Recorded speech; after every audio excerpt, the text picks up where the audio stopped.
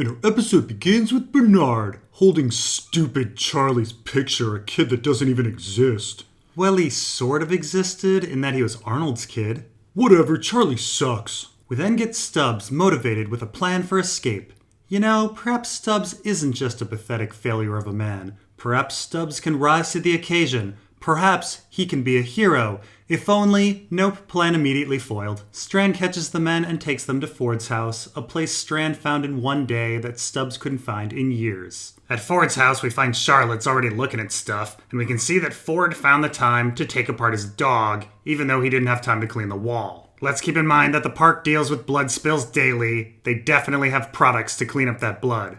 Unless Ford thought about all of this. After all, Ford... That's your answer to everything. Anyway, Strand mentions that Charlotte had already suspected foul play with Teresa. This is, by the way, the exact opposite of what she told the man in black when he suspected foul play. And of course, Stubbs still hasn't apparently put together the pieces that Bernard killed Teresa. She was murdered. Bernard lied to his face about the affair. It's clear as day that Bernard did it. Since Stubbs can't figure it out, Bernard is about to confess to the murder anyway when, conveniently, a secret room is found.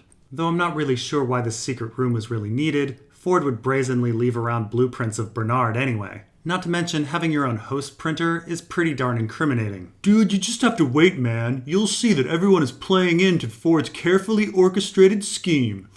Anyway, Strand kicks in the weakest door ever made, and we get a scene that would have been really cool if it hadn't been ruined by the previews. At least Charlotte gets in a good zinger. I'd figured you'd have some skeletons in your closet, Bernard. I didn't think they'd be your own. I would have gone with, why, Bernard, you seem beside yourself. I would have gone with, fuck, anyone could be a host. I want immediate checks on anyone and everyone. Stat, starting with Stubbs. We do not want any infiltration or late game reveals on who was secretly a Cylon. Let's nip this shit in the bud.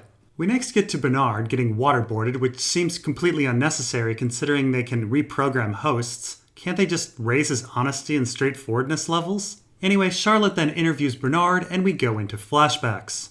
At the Mesa, we find... Guys, you might as well just go home, because I'm just going to be bitching the rest of the episode. So Dolores' crew has arrived after using an exploding train for no discernible reason. Let's remember that Bernard and Elsie went through the tunnel and didn't run into any Delos forces. Delos then gives out these host detection vests that light up like Christmas lights in the dark. And the Winter Soldier then gets prepped, and we see that none of his men like to wear helmets, which is perhaps the dumbest tactical choice. These are professional soldiers, by the way. Our walking light brights then get easily duped by a piece of performance art, and even though they're standing in a circle looking out in all directions, and their vests warn them of an incoming host, Angela is able to come out of nowhere and stab someone in the face. But I'm not even sure why Angela is stabbing anyone in the face. Her group then starts mowing people down with machine guns. What was the point of the stabbing? Could you imagine anyone in a combat situation planning this? Step 1, place distraction pile of naked dead bodies. Step 2, have commanding officer run up to heavily armed soldiers and stab one. Step 3, have squad open fire. Wouldn't everyone say, what's the point of step 2? We then get to Charlotte, who's getting worried about the attack and asks for Abernathy's files to be copied. I'm not sure why she just doesn't remove his brain. In fact, I'm not sure why she didn't remove his brain last season. Charlotte claimed that she used a host because it was more information than could fit on a drive. But the host brains aren't even that large, so it just makes Charlotte seem really, really stupid. She could have just put Abernathy's brain in her purse last season and been fine. In fact, Teresa could have just put the woodcutter's brain in her purse and been fine. This whole thing about using hosts to carry information doesn't make any sense at all. We then get over to the Crefordal where Ford is doing his thing, exposition. Ford explains that the real reason that the narratives have largely stayed the same is that the real purpose of the park and their loops was for controls. They are examining human behavior to help construct and map the human mind. Now, let's ignore the batshit idea that you could somehow construct somebody's consciousness by recording them playing Grand Theft Auto. How on earth are the loops controls? Don't the hosts have the ability to improvise? Or is all that time watching Anthony Hopkins draw pyramids for nothing? I mean, this improvisation was happening so much that Dolores was regularly breaking her loop. Not to mention, there were the reveries which Arnold put in prior to the Delos investment. They intentionally draw information from previous builds to create variation.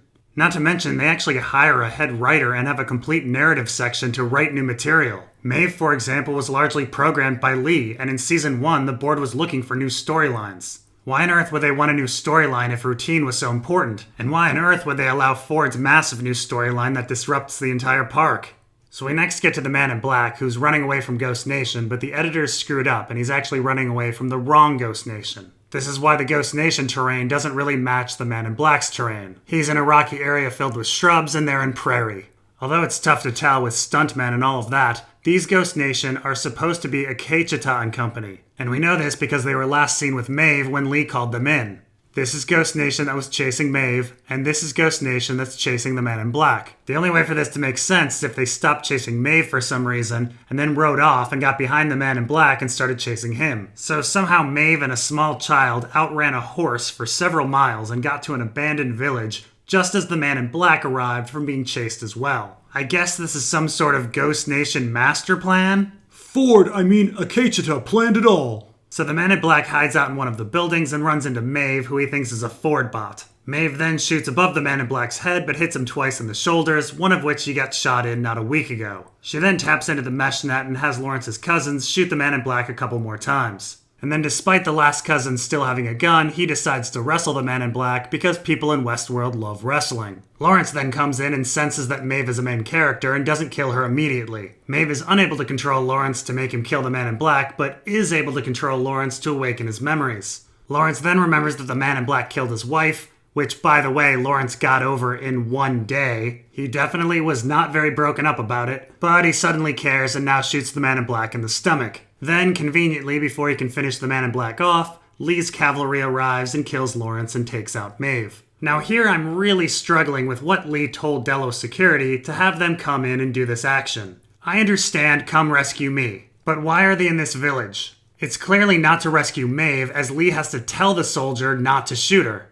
And it's clearly not to rescue the Man in Black because they leave him behind. And it's clearly not to go after perceived hostile hosts as they leave Ghost Nation alone. So what on earth are they doing?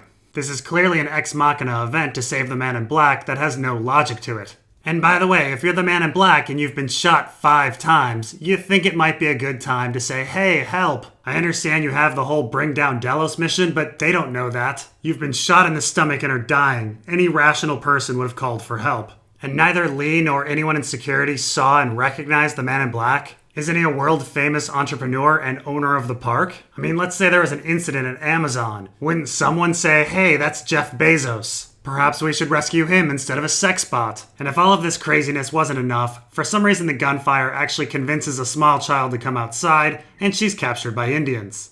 Back at the Mesa, Charlotte is sick of staring at a spinning wheel, and orders that Abernathy's brain be taken out. Yes, what they should have done in the first place. What they should have done in Season 1. This guy goes off to find an extractor helmet and never returns. I'm assuming he peaced out, went home to his wife and kids, and is living happily ever after. Back in the Kerfordle, Ford then takes Bernard to Arnold's house and explains that Dolores' program was used to help create a new Arnold, but they didn't really create a new Arnold, something nobler, but nobler is bad, so Ford suddenly takes control of Bernard's personality. It seems like he probably could have done this in the first place before all of that exposition. Ford then piggybacks into Bernard's body and gets out of the Kerfordle before it's blown up. Like, a few minutes before it gets blown up.